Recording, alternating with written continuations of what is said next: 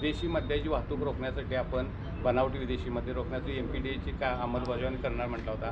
काही ठिकाणी कारवाई होत आहेत, झालेली आहेत, पण अजूनही आता लोकसभा निवडणूक ज्याच्यात हे आहे, पण मूळ जो काय स्टॉक मागवणार असतो त्याच्या पण यंत्रणा हात पोहोचतो। गेल्या वर्षीच्या तुलनेमध्ये 2024 31 मार्चला मी मुंबईमध्ये त्याचा रितसर आढावा दिलेला आहे। गतवर्षी जेवढ्या MPDच्या कारवाई झाल्या त्याच्या तिप्पट कारवाया सन 23-24 या आर्थिक वर्षामध्ये झालेल्या आहेत।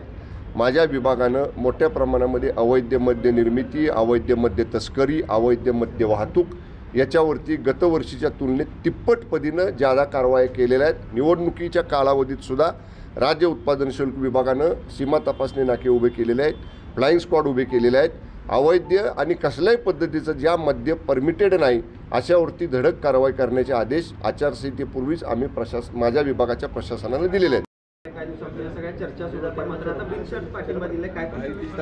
महायुतीला आणि विशेषतः माननीय पंतप्रधान नरेंद्र मोदी साहेबांच्या नेतृत्वाला मनसेचे अध्यक्ष माननीय राजसाहेब ठाकरेंनी काल पाठिंबा दिलेला आहे। त्यांचं आम्ही मनापासून स्वागत केलेलं आहे। त्यांच्या पाठिंब्यामुळं महायुतीची ताकद महाराष्ट्रात वाढलेली आहे आणि यापूर्वीच आम्ही सांगितलं होतं की माननीय मोदी साहेबांना तिसऱ्या वेळी पंतप्रधान करण्यासाठी महाराष्ट्रातनं 45+ बहुमत आणि देशामध्ये 400 पारचा नारा जो या ठिकाणी आपण महायुतीकडनं दिलेला आहे तो कालच्या राजसाहेबांच्या भूमिकेमुळं अधिक भक्कम झालेला आहे आणि निश्चित महाराष्ट्रामध्ये महायुती अतिशय ताकदीने इथून पुढे काम करेल। महाराष्ट्र एकीकरण समितीच्या पदाधिकाऱ्यांना नेहमीच आम्ही सकारात्मक भूमिकेतनं पाहिलेलं आहे, कारण ज्या मराठी भाषिक गावांची भूमिका महाराष्ट्रामध्ये सहभागी होण्याची आहे त्यांच्या पाठीशी आम्ही आहोत। त्या विभागाचा समन्वयक मंत्री देखील मी मराठी भाषिक जे आपले समन्वय म्हणजे सीमावर्ती गाव आहेत त्यांचा मी आहे। निश्चितपणे त्यांची भूमिका रास्त आहे। चौकशी स्थानिक पोलीस करतील अपघाताचं कारण काय आहे आणि जर तशी कोणाला शंका वाटत असेल त्यांना तर त्यांनी जरूर तक्रार करावी। त्यांचा कोणावर संशय असेल तर संशयिताचं नाव द्यावं। पोलीस प्रशासन चौकशी करून योग्य ती कारवाई करेल।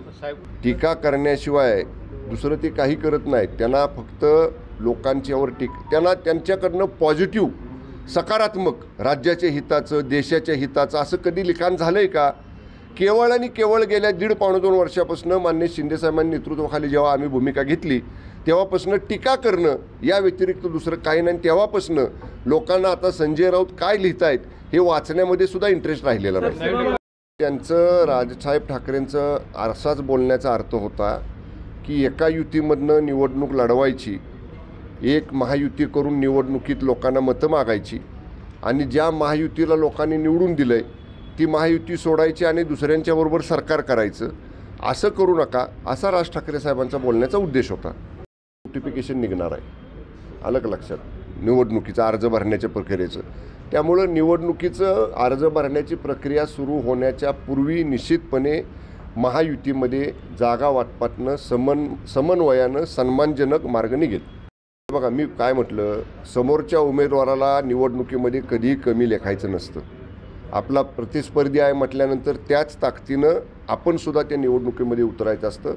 ही विद्यमान जागा शिवसेना पक्षाची आहे आणि त्यामुळं ही महायुतीमध्ये शिवसेना पक्ष लढवणार आहे आणि शिवसेना पक्ष मागच्यापेक्षा जास्त मताधिक्यानं ही जागा जिंकेल। कारण गेल्या वेळी जी आता मुश्रीफ साहेब असतील किंवा अनेक नेते मंडळी असतील जी आमचे राजकीय विचार वेगळे होते, आज आम्ही एका राजकीय विचाराने एकत्र आलेलो आहोत।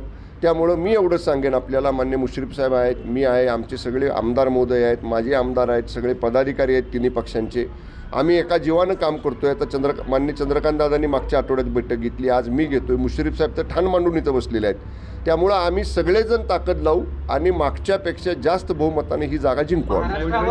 सातारच्या महामेळाव्यामध्ये सांगितलेलं आहे, सातारचा सुद्धा प्रश्न लवकरच सन्मानजनक पद्धतीनं सोडवला जाईल। धन्यवाद।